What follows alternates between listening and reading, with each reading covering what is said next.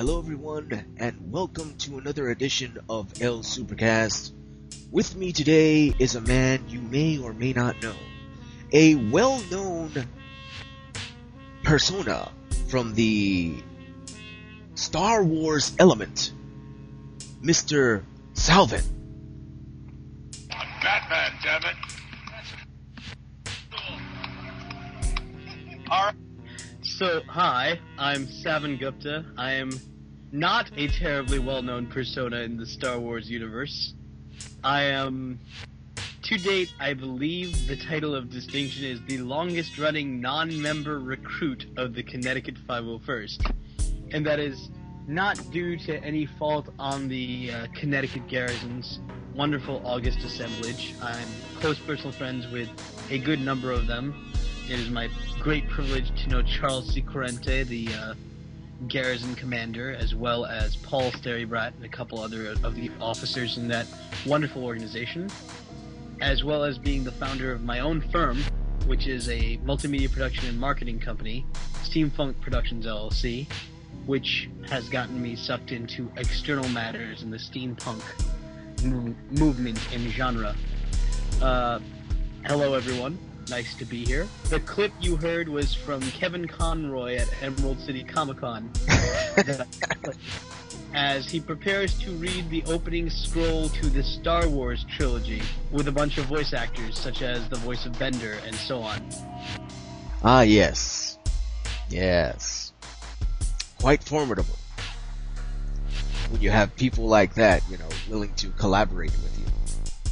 Well, Sure, I've got the goddamn Batman on speed dial. No. That's off the YouTube video. But, in any case. Well, hello and greetings, El Supercast. Yes, and hello and greetings back at you. So, let's talk. What is it like collaborating with the 501st? Like, what do you feel comfortable with sharing with the vast interwebs? Certainly. It became my privilege to first make the acquaintance of the Connecticut Garrison back in, I believe it was 2006. It was my first attendance to Connecticon. I went with some local friends. It was my first con ever, really. I'd attended other cons, but never with this amount of gung-ho. Let me hit all the vendors, let me see everything there is to see. So it was the first, shall we say, legitimate effort at attending a con. And sure enough, no sooner I'm in the Hartford Convention Center and I ride up the escalator to the top, and right there, as many of you who are longtime attendees to Connecticon would know, right there is the table for the Connecticut Garrison 501st. So I was massively impressed with them. What was your reaction when you saw this table of Star Wars-ness? Were you like, this is interesting? Or were you like, I don't know. I'd been a long-standing fan of both the 501st's mission, and I'd been aware of them for the better part of a decade. I've known all about them for a good portion of my life. I've known what they do, I'm familiar with their work, and I just hadn't had the wherewithal to get involved until that day. And I spoke with them that year, and then the following year, in the interim time, I decided to develop my own Star Wars costuming, etc.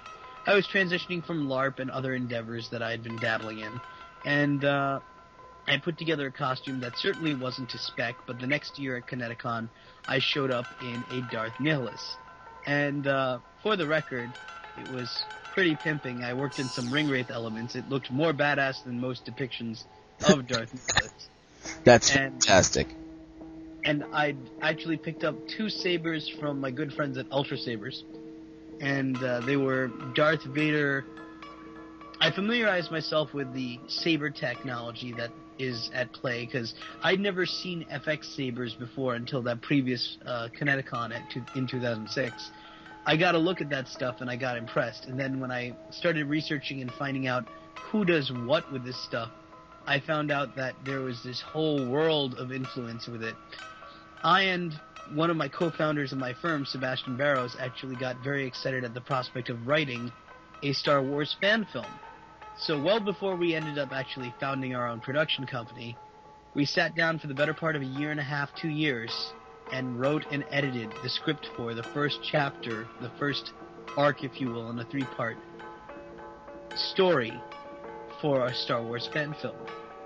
And over the course of this, I attended a different couple conventions. I met up with quite a few people. I made friends with a couple members of the Connecticut Garrison. Brian Morton, at the time, was located here in Connecticut, and he was their ringer for Hayden Christensen, looking like a spitting image of Anakin Skywalker himself. And I went to Big Apple Con with him. I met New York Jedi. I met several of the prominent members thereof. Another member of my troop, Tony R. Ray, was a member of the New York Jedi troop that I met back then.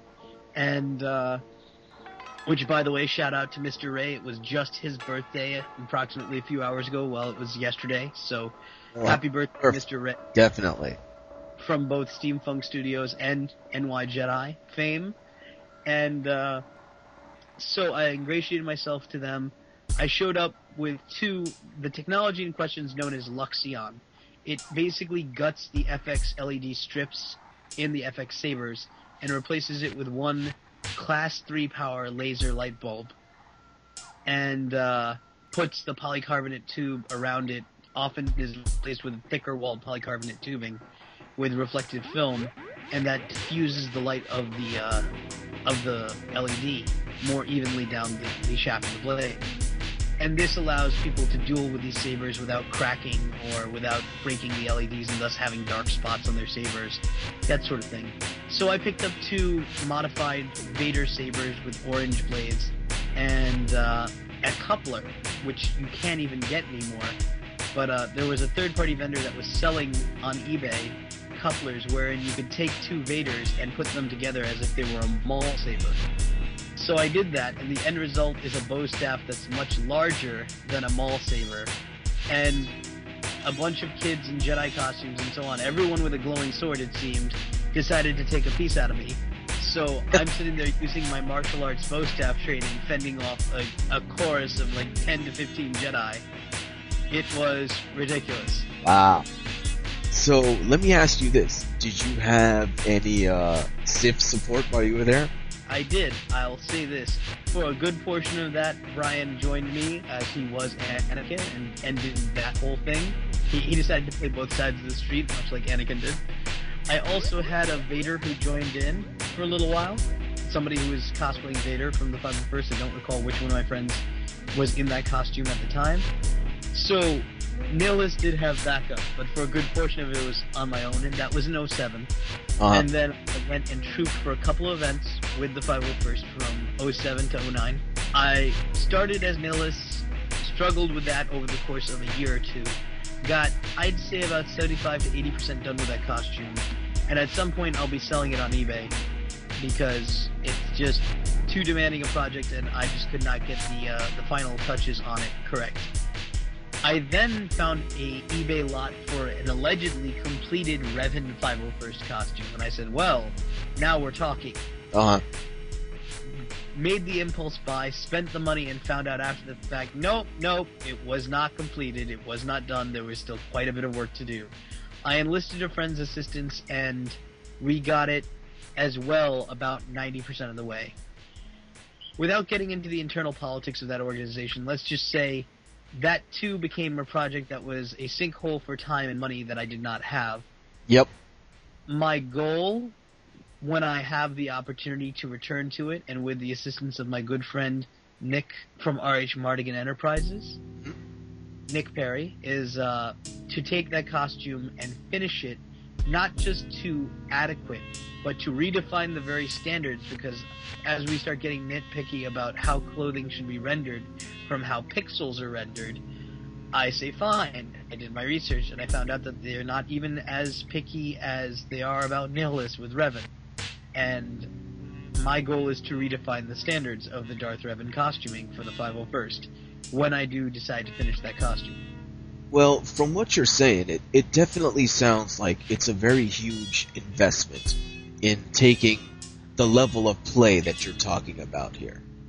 Well, again, to be fair, expanded universe characters, they get a little bit more anal retentive, especially if they're never seen on screen, because then you're having to render film accurate costuming for costumes and characters that never appeared on film. So that becomes a little difficult. In addition to that, much like any organization, there are politics involved, and there's certain people who will acquiesce to certain things, and there's others who will be, shall we say, a little bit more demanding. So, with that being said, it simply was not my time to push that through at the time in question. Now, or closer to now, perhaps in 2013, we will definitely see that realized as one of the endeavors I want to do. Alright, so we only got a few minutes left. Sure. But I want to let the fans know something. By all means. I think that thing that we talked about that time, about a certain Jedi, yeah, let's make that happen. Very well. For starters, you asked what are my misadventures with the 501st. I will say this, I've trooped with them at a couple events. I've been a handler. They do always need handlers and assistants because the costuming does not lend itself well to good field of vision.